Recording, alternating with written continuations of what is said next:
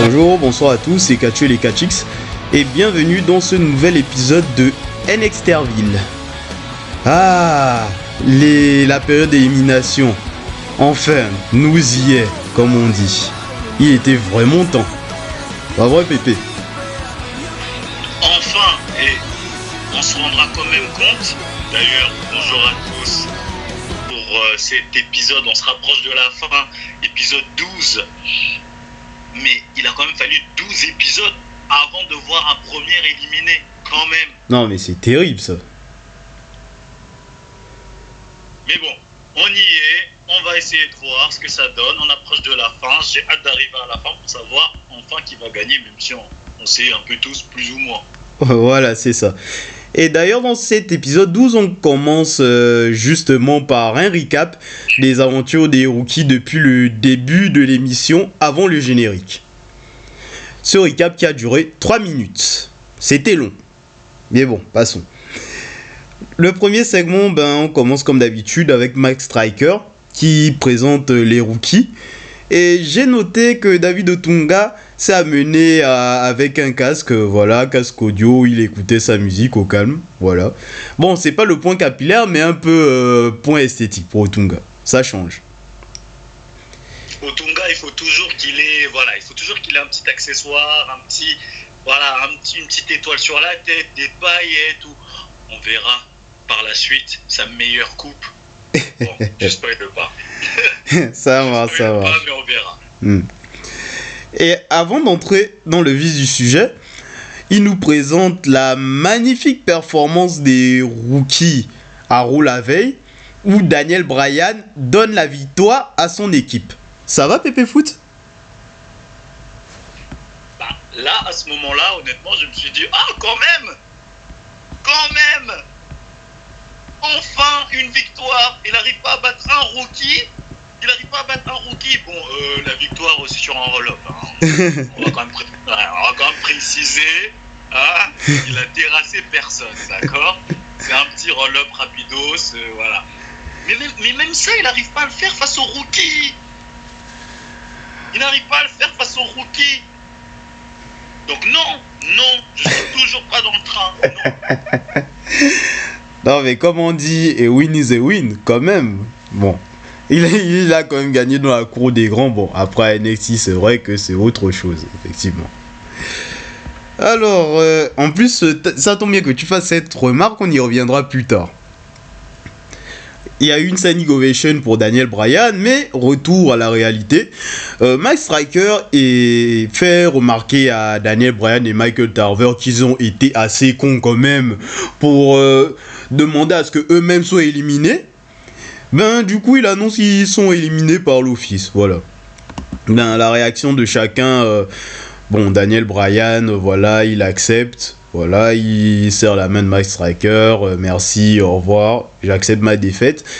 Michael Tarver, lui, il fait le choqué, genre, ce qu'il a dit hier, ça s'est jamais passé. Quoi? Vous foutez de ma gueule, moi? En mode que, ouais, c'est mon show, je suis le produit. Bon, je ne le fais pas aussi bien que toi, mais voilà, l'idée est là. J'adore Tarver, j'adore. Ah oui, vraiment le mec divertissant de NXT. Lui aussi, c'est vrai qu'il est assez sous-coté à ce niveau-là. Bref. Il est sous-coté dans le côté divertissement. Honnêtement, il est marrant à regarder. Après, pas plus. Après, voilà, je me demande ce que ça aurait pu donner dans le roster principal. On l'aura vu par la suite. On l'aura vu que ça donne rien au final. Mais à NXT, ce côté loser qui se pense trop fort, franchement, jusqu'à l'épisode 12, ça commence à bien fonctionner, je trouve. En tout cas sur moi. Ouais, j'avoue. Ouais, ça a commencé à fonctionner à partir de l'épisode dernier. De toute manière, je lui ai déjà dit que ça a quelque part sauvé l'épisode, parce que bon... Bref, revenons au présent. Bon, au présent de 2010, voilà. Dans le passé, bref, Mike Striker, excusez-moi, il annonce que l'élimination continuera plus tard dans le show. Et juste avant, on aura un premier match de catch avec Heath Slater, un match entre Heath Slater et Wade Barrett. Et d'ailleurs, petite remarque, bon, ça j'aurais dû le faire durant les épisodes, parce que je tiens à présenter un contexte où Michael Cole, il passait son temps à clasher Daniel Bryan, que ça soit dans les épreuves ou pendant les matchs. Et en l'occurrence, Michael Cole continue à le faire pendant le match Heath Slater et Wade Barrett, même quand Bryan n'est plus là. Bon, voilà. De toute manière, ça servira plus tard, ne vous en faites pas.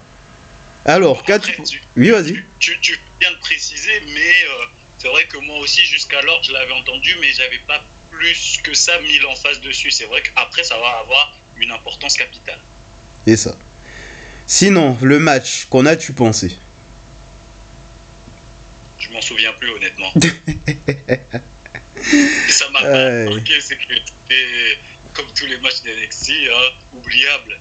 Ah oui, clairement. Hein. D'ailleurs, qui a gagné ce match? Je crois que c'est Wade Barrett. Hein. Je sais plus. Barrett gagne parce que je crois que Wade Barrett gagne parce que oui, c'est Wade Barrett qui gagne. Il commence un peu à le pusher à partir de l'épisode 12, je trouve. Hein. Ouais. La propagande de Wade Barrett est en place. Voilà. Donc Barrett gagne. Oh là là. Bon, j'attends le dernier épisode pour dire ce que j'en pense. Ne vous en faites pas. Ça va être mémorable. Juste après, on a une interview de Michael Tarver sur son élimination. Savoir ce qu'il en pense. Et le mec nous raconte son histoire après 12 épisodes quand même. En mode que ouais, il dormait dans une voiture, on ne sait pas ce que ça fait d'être dans cette situation, d'avoir du mal à nourrir ses gosses sans avoir aucune idée de ce qu'il y adviendra le lendemain. Mais bon, tout ça pour dire qu'en gros, son élimination est injuste. Mais connard, tu l'as cherché après, il ne fallait pas faire non plus le dur la semaine dernière. Tu y seras encore, mais bon. Enfin, ou pas. Il a même pas réussi à finir son soda. Je te dis. Non, mais sérieux. Donc, c'est bien beau ton histoire, mais à un moment, c'est toi qui l'as cherché. Et du coup, Michael Tarver, on te souhaite le meilleur pour tes futurs endeavors. Voilà. Allez, du coup, segment 4, enfin match suivant, Skip Sheffield contre Darren Young. J'ai noté que le match était étrangement bon. Je sais pas, j'ai passé un bon moment devant le match, voilà. J'ai pas eu le temps de me faire chier, après bon, ça n'a pas duré longtemps, comme pas mal de matchs, mais c'était agréable à regarder. Je suis d'accord, court mais efficace. Sheffield est dans son, voilà, il est dans une bonne dynamique. On l'a déjà dit dans les épisodes précédents. On dirait que l'enseignement de Regal est en train de rentrer petit à petit dans sa tête. Il fait moins le con dans le ring, il est plus sérieux, plus brut, et il se sert mieux de son physique. Il domine totalement sur la fin, je crois, sur le match. Et sa prise là, je sais pas comment ça s'appelle, une sorte de je sais pas comment ça s'appelle cette prise là. Il prend le mec par derrière, il met le mec dans son dos et il se laisse tomber comme ça. J'en ai mais aucune idée. Mais en tout je la trouve en tout cas assez efficace et je suis d'accord avec toi sur le fait que ce match était moins chiant que la plupart des matchs. Mais dans tous les cas, Skip Sheffield reste une enclume. Et du coup, l'enclume a gagné son match. Voilà. SmackDown Rebound. Ça fait longtemps, ça. Pas vrai, PV Foot? Alors, de quoi parler ce fameux SmackDown? Ça parle de Matt Hardy qui se fait casser la gueule par Drew McIntyre. Littéralement. Donc on repasse les semaines où Matt Hardy se faisait malaxer et là c'était la semaine de trop où McIntyre s'acharnait sur son crâne parce que il y avait une rivalité entre les deux qui se concentrait visiblement sur une commotion cérébrale de Matt Hardy. Voilà, c'est ce que j'ai compris à l'époque. Je ne sais même pas si ça a débouché un match pour le titre intercontinental, je pense pas, hein. Mais bon, la rivalité a existé.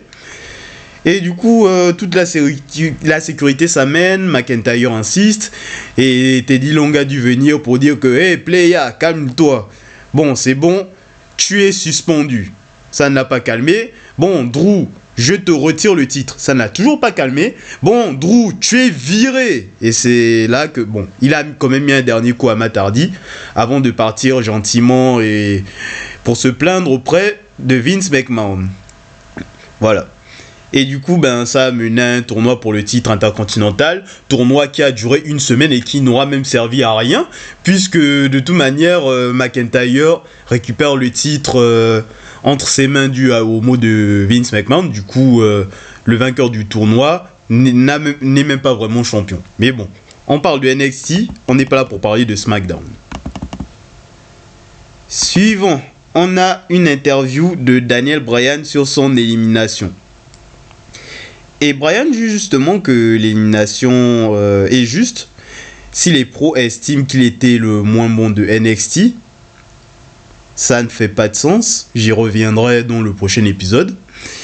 Striker lui demande s'il regrette d'avoir quitté les Indies et Bryan répond que dans les Indies, c'était un mec différent. C'est pas le Daniel Bryan qu'on voit à NXT. Parce que, bon, on peut le voir sur YouTube. YouTube, il était clairement le meilleur catcheur du monde. Champion du monde un peu partout. Tutti Quinti, tout ça. Et pour le futur, il ne sait pas ce qu'il en adviendra. Il ne sait pas ce qui arrivera à Daniel Bryan. Mais ce dont on peut être sûr, c'est que ce n'est pas la fin pour Bryan Danielson.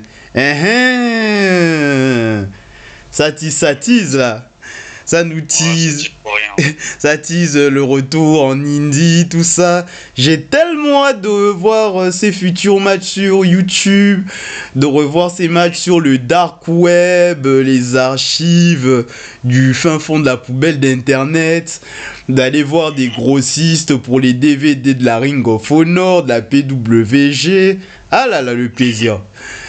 Ah là là, j'ai tellement hâte de mettre ça sur mon écran, voilà. Bon, on est en 2010, hein, je rappelle. Donc voilà, il n'y avait pas internet comme aujourd'hui. Du coup, Pépé Foot, est-ce que tu as hâte toi aussi? Oui, j'ai hâte, hein. Bryan a totalement raison. C'est vrai que pour pouvoir se vanter d'être le meilleur au monde, il faut qu'il y ait qu'une niche de 10 personnes qui t'aient regardé. Donc oui, écoute, je vais faire partie de cette niche de 10 personnes qui vont essayer de remuer vents et terres, vents et marées pour réussir à se dégoter la dernière vidéo filmée en flou sur un Nokia 3310 dans un gymnase où on voit Bryan Danielson soulever un titre découpé en carton de champion du gymnase du Kentucky, je sais pas quoi. Oui, j'ai hâte, j'ai tellement hâte. Allons-y. Aïe. Non, ça c'est vraiment ça notre catch. C'est ça le vrai catch, vraiment. Blague à part, au moins ça nous aura évité d'avoir le Daniel Bryan champion qu'on a aujourd'hui. Hein. Genre, au moins ça nous aura fait gagner quoi, 14 ans. Hein. Ouais. En vrai, ouais. Hein. Au final, c'est pas plus mal hein, qu'ils soient restés. Bref. Ouais, finalement, ouais. Le match suivant, on a donc David Otunga contre Justin Gabriel. Tout ce que j'ai noté dans le match, c'est le coup de pied retourné de bâtard de Justin Gabriel. Ouh là là! Ah ouais, le coup que Otunga s'est mangé, c'était quelque chose. Hein.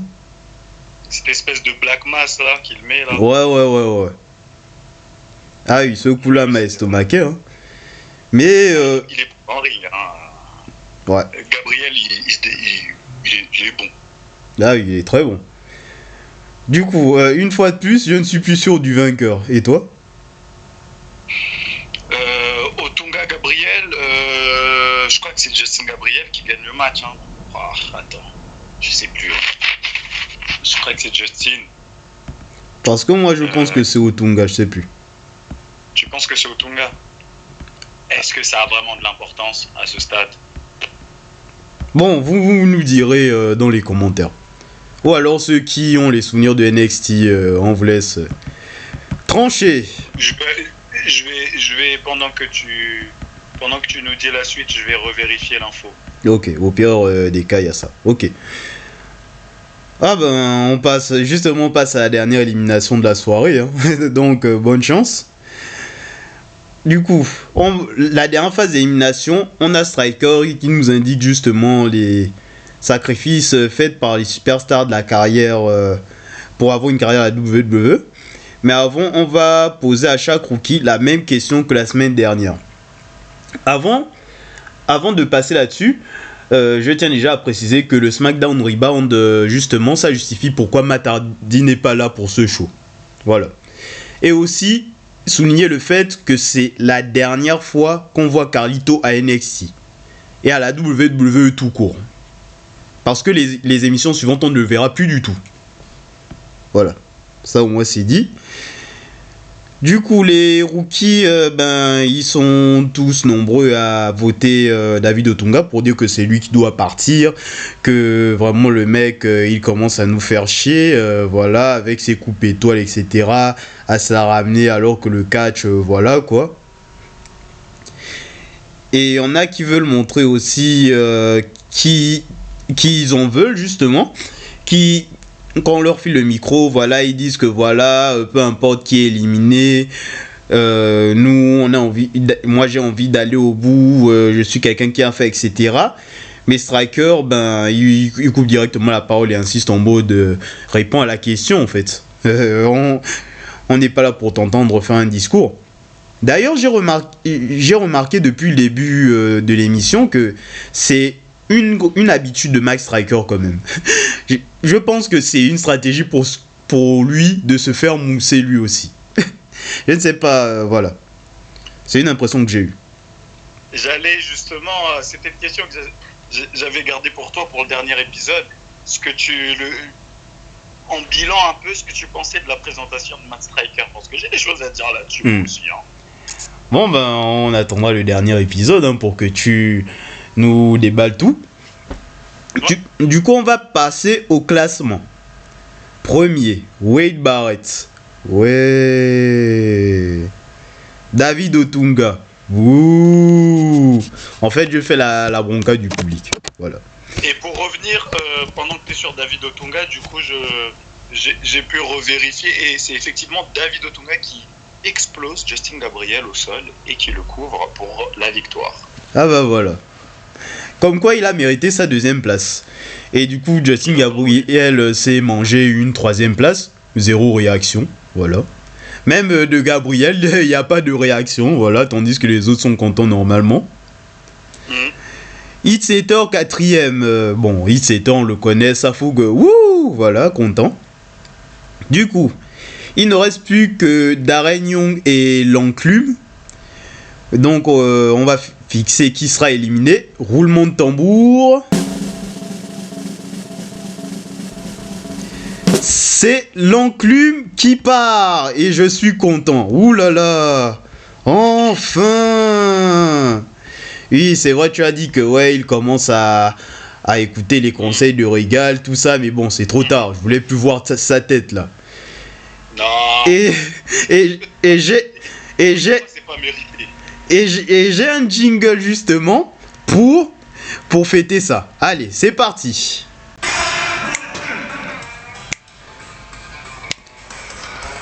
Ah. Est-ce que tu ressens un peu cette joie du western là, Pépé Foot? C'est injuste, c'est totalement injuste. Je suis désolé, mais Darren Young, qu'est-ce qu'il a fait de plus? Il a perdu son dernier match contre lui et c'est lui qui part. Oui. Bon, je suis désolé. Bon. Ces derniers temps, il a pu se montrer quand même que Skip Sheffield s'est réveillé tard là. Fallait le montrer avant, monsieur. Je trouve qu'il n'a pas été mauvais sur le parcours.